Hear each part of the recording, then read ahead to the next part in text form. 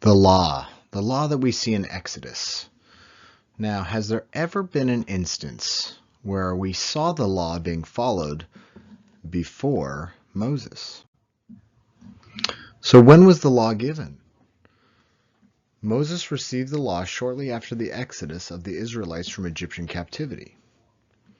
It was estimated to be somewhere between the 15th and 13th century BCE, and Yahweh himself delivered the law to Moses on Mount Sinai. So the law is given, then followed since this time, right? What if I told you that the law had to have been given before Moses? Let's look at examples in which we see the law being followed prior to the giving of it at Mount Sinai. Sabbath rest, Genesis chapter 2, verses 2 and 3. We have the creation account in which God finished his creation and rested on the seventh day and made it holy. So in Exodus chapter 30, verses 8 and 11, it talks about the Sabbath day and to keep it holy.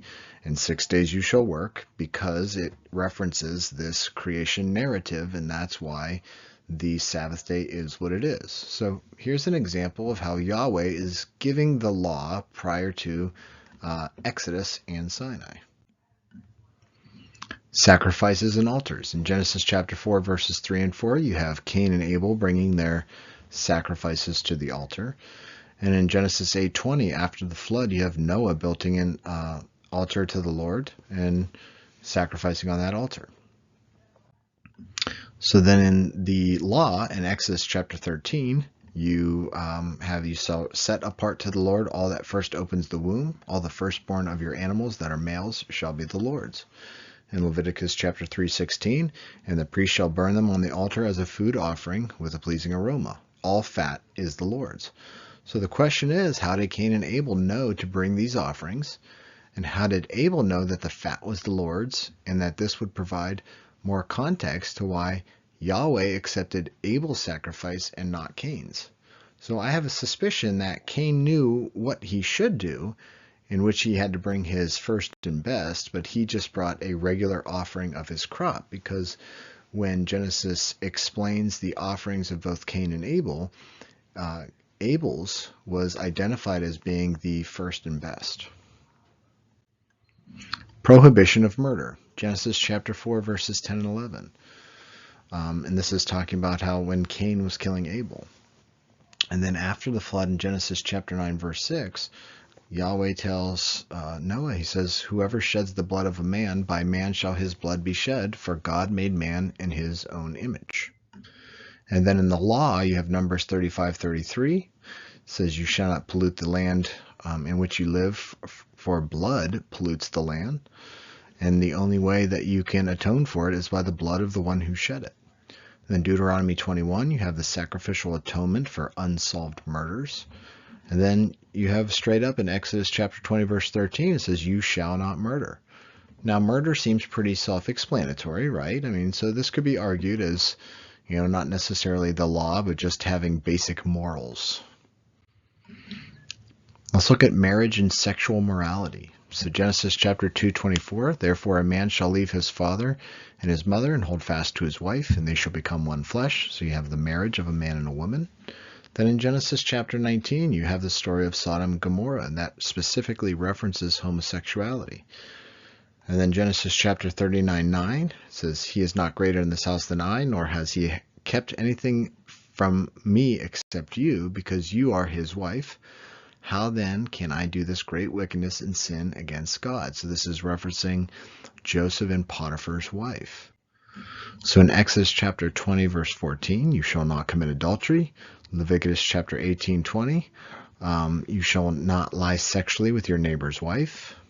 And then Leviticus 18:22 is talking about how homosexual relations are an abomination. So the question is, how did Joseph know he was sinning against Yahweh? Not just Potiphar, but Yahweh, if there wasn't already a law against that. And how would the people of Sodom and Gomorrah know that they were sinning? Like, how would they know that that was even wrong? Says who? Avenging bloodshed. Genesis chapter 4, verses 10 through 15 talks about Cain killing Abel. And then in Genesis chapter 9, verses 5 and 6, after the flood, this is where the saying that if someone kills somebody, then by his own blood shall be shed as well. So kind of that eye for an eye type of a law here.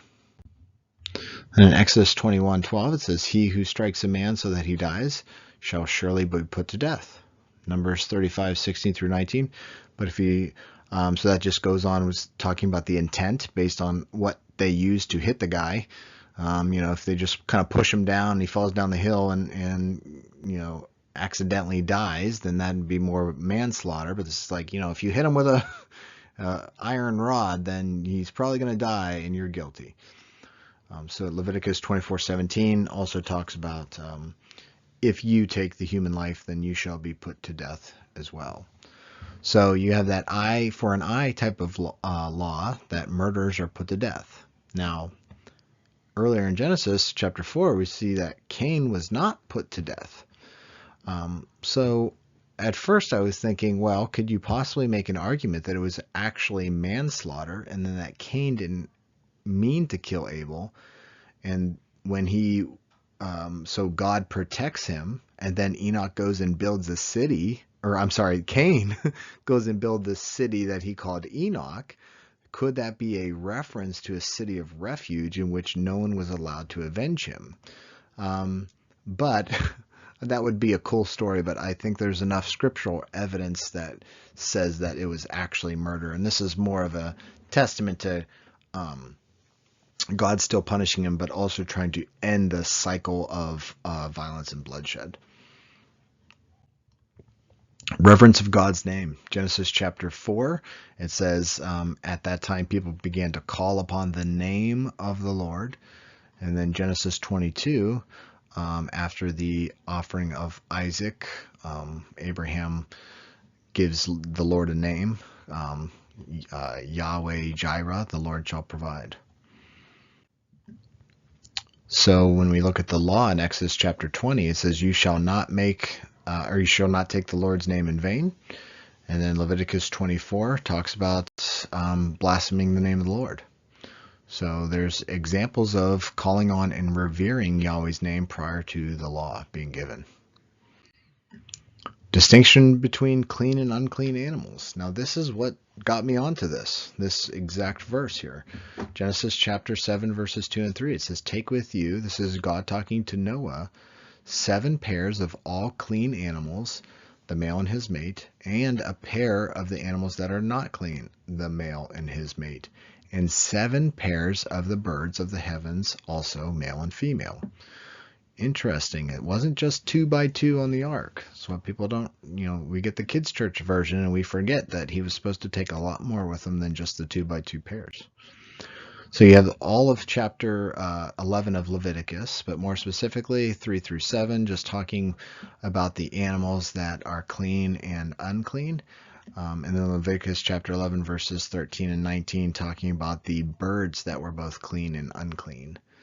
So when Yahweh told Noah to bring 7 pairs of clean animals, how did Noah know which were clean and unclean? Now we can maybe put some things in scripture there that aren't there and say, well, God told him which were clean and unclean, but it doesn't say that. It just says, hey, the clean animals, take 7 pairs of those. The unclean animals, just take 2 by 2 of each of those. But it also mentions that after the waters receded from the flood, he sacrificed clean birds. So who described what was clean and unclean to Noah?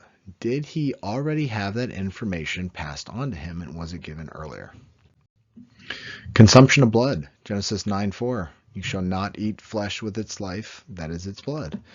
And then in Leviticus 17, it talks about not eating blood, for it is a sin. And he's supposed to be cut off from the people. Leviticus chapter 3. That you eat neither fat nor blood. Deuteronomy chapter 12. Do not eat blood, for blood is life. Life is in the blood. So there's a lot of lore around the Genesis 6 Nephilim cannibalizing humanity and each other and drinking the blood of those people. And this is also prevalent in the Nephilim lore that's post-flood as well, and likely where you can kind of trace the beginnings of Dracula from. So that's just an interesting side note.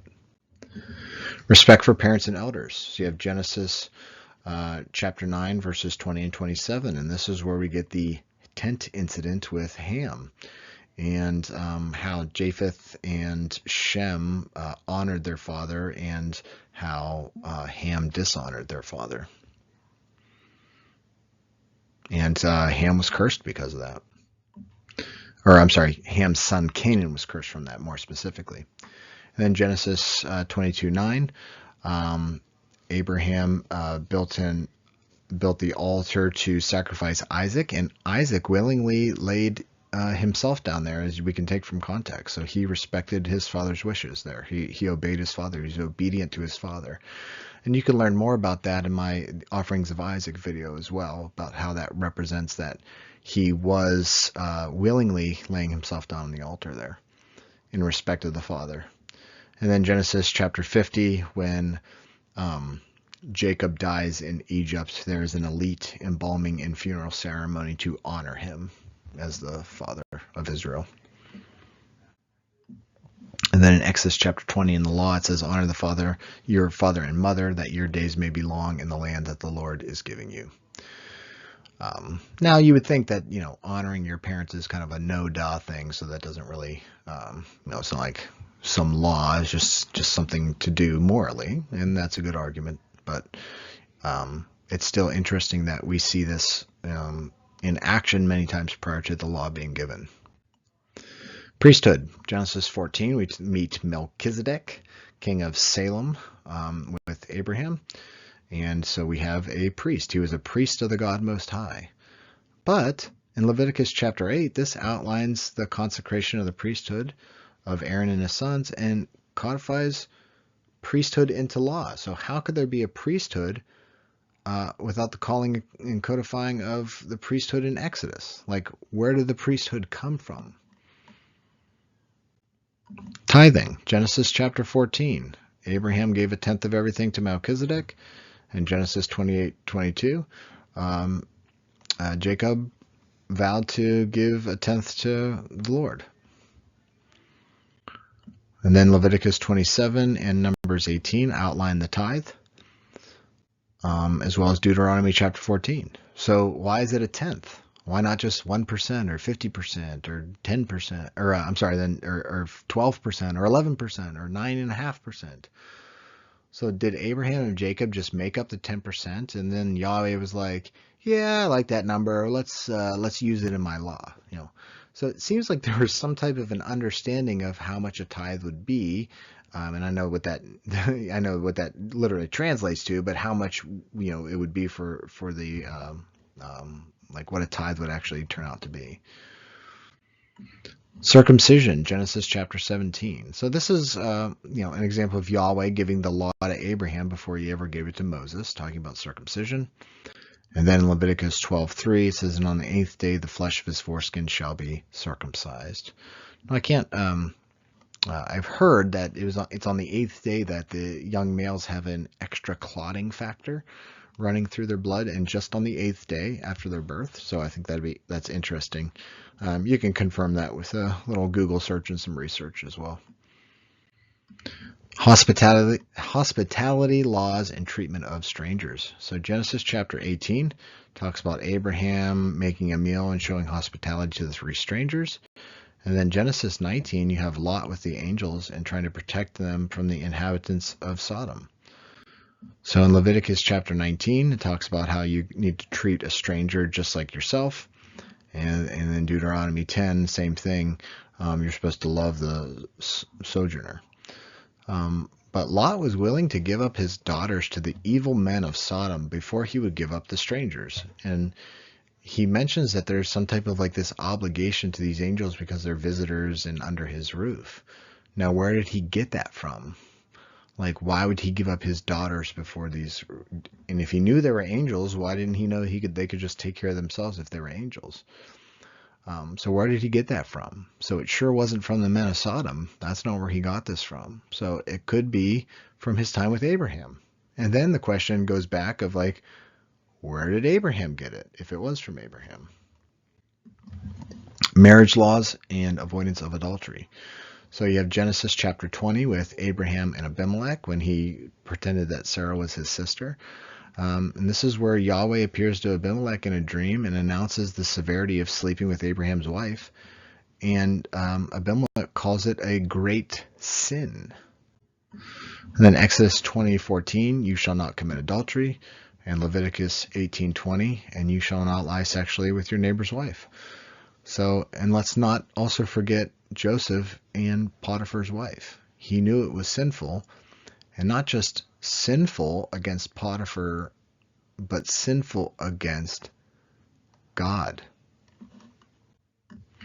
Offering of sacrifices for atonement. So you have Genesis chapter 3, where God starts off the law by killing an animal to clothe the sin of Adam and Eve. Genesis chapter 4, you have the offerings from Cain and Abel. And then Genesis 22, the offering of Isaac as a foreshadowing of Christ. And then Leviticus chapters 1 through 7 outline different burnt offerings, grain offerings, peace offerings, sin offerings, guilt offerings, and then the priests and their roles in the offerings. Then we have honoring vows and oaths. Genesis chapter 21 talks about Abraham's kind of treaty with Abimelech, and Genesis chapter 28, where Laban and Jacob, this is where Jacob made a vow to God. And then Genesis chapter 31, this is where Laban makes an oath with Jacob just to make sure that they don't harm each other. Now in Numbers chapter 30 verse 2 talks about how, like, if you make a vow, you can't break your word. You're binding yourself by a pledge. And then Deuteronomy 23, if you make a vow to the Lord your God, you shall not delay in fulfilling it. For the Lord your God will surely require it of you, and you will be guilty of sin. But if you refrain from vowing, you will not be guilty of sin. You shall be careful to do what has passed your lips, for you have voluntarily vowed to the Lord your God what you have promised with your mouth. This makes me think a lot about marriage. But we won't go there. So notice that Jacob, back in Genesis, didn't swear by Laban's false gods, but he swore by Yahweh himself, and he had to keep his word with that. Honesty in business dealings. Genesis chapter 23, where after Sarah dies, Abraham is paying the full price for the property from Ephron, the son of Zohar of the Hittites. Then you have Leviticus 19, talks about just honesty in exchanges. And Deuteronomy chapter 25, verses 13 and 16, talks about the same thing, how you have to have a full and fair measure, and don't act dishonestly, because it's an abomination to the Lord. So Abraham offered to pay full price despite it being offered for a discount or even for free. Prohibition of marrying Canaanites. Genesis 24. This is where Abraham asks Eleazar to find a bride for Isaac. And he says, and you better swear that you don't take a wife from the Canaanites. And then Deuteronomy chapter 7, it says, you shall not intermarry with them, talking about not only the Canaanites, but some of the other ites that were in the promised land. And one of the reasons why is for they would turn away your sons from following me to serve other gods. But I'm going to offer a second reason too, because not only they would turn to false gods, but because of the Nephilim DNA that was in those people. So if you want to learn more about that, you can check out the Genesis to Giants series in the playlist, 3-part series, if you're interested in hearing about the Nephilim and the DNA connection there. Inheritance rights. Genesis 25, verses 5 and 6. Abraham gave all he had to Isaac. And in Genesis chapter 27, Isaac blesses Jacob. And Esau was supposed to get the blessings as the firstborn, although that he was tricked. And then Deuteronomy 21 talks about the inheritance rights of the firstborn, so the birthright was known prior to Deuteronomy. Respect for boundaries of property.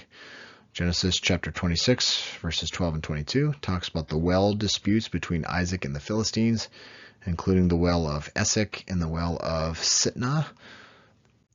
And then Deuteronomy 19 just talks about not moving landmarks and different things that mark out the different land. And Deuteronomy chapter 27, cursed be anyone who moves his neighbor's landmark. Covenant sacrifice, Genesis chapter 15, 9 and 10, and also verse 18. So this was Yahweh making the covenant with Abraham, and they used the blood of animals for that, and then different types of sacrifices. And then you have Exodus chapter 24, verses 5 and 8. They talk about the covenant. It says, behold, the blood of the covenant that the Lord has made with you in accordance with all these words. And this was the covenant with Moses.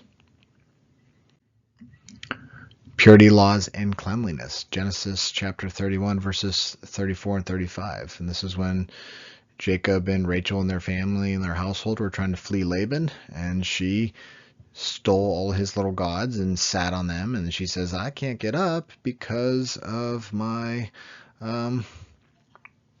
menstrual cycle. So she couldn't get up there, or she couldn't stand up for him, because that's where she hid the gods underneath her saddle.